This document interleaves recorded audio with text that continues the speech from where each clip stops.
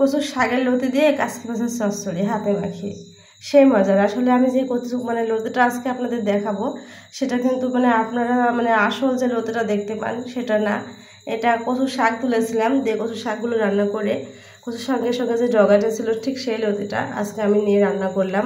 খুবই ভালো লাগলো। আসলে আমার মায়ের কাছ থেকে এই লতিটা রান্না করা শেখা আমার আর কি। আমার মাকে দেখি যে এই কচুর সঙ্গেকার এই লতিগুলোকে নিয়ে ডাল দিয়ে চচ্চড়ি করে, ছোটো মাছ দিয়ে চচ্চড়ি করে, খেতে খুব ভালো লাগে। তাই আজকে প্রথমবার মনে করলাম একটু রান্না করে দেখি। তারপরে তো দিয়ে দিলাম সরিষার তেল, তারপর দিয়ে দিলাম পেঁয়াজ কুচি, তারপর এখানে সমস্ত বাটা মশলা, এখানে এগুলো দেখতে পাচ্ছেন এগুলো হচ্ছে পেঁয়াজ এবং রসুন বাটা। তারপর এখানে দিলাম কাঁচা ঝাল বাটা। আসলে আমি একটু ঝাল ঝাল করে রান্না করব।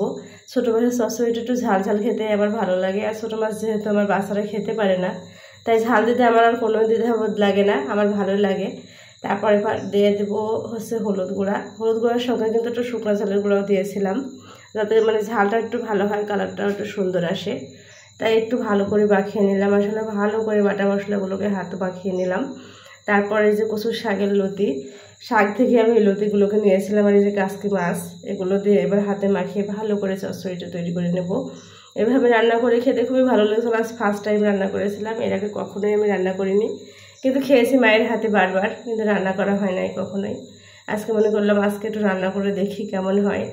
আসলে আমাদের কুষ্টিয়া এলাকাতে লতি যে জিনিসটা এটা কিন্তু খুবই কম, এর আগে কখনোই দেখিনি। আজ 2 থেকে 3 বছর হচ্ছে দেখছি যে হাটে কিনতে পাওয়া যায়, সেখান থেকে কিনে নিয়ে এসে খাই, কিন্তু সেই লতিটা কেন জানি খুব একটা টেস্ট হয় না।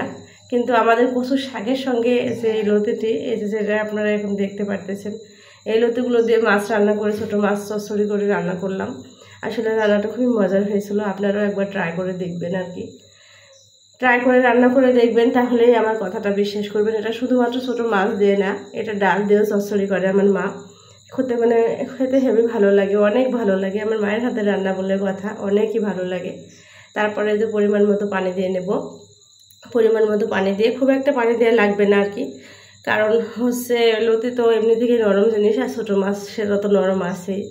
অল্প একটু পানি দিয়ে কিছুক্ষণ জ্বালিয়ে নিলেই রান্না কমপ্লিট। এই যে আধা রান্না হয়ে এসছে, কিছুক্ষণের ভিতরেই আমি আপনাদের দেখিয়ে দেবো আমার রান্নার ফাইনাল লুক।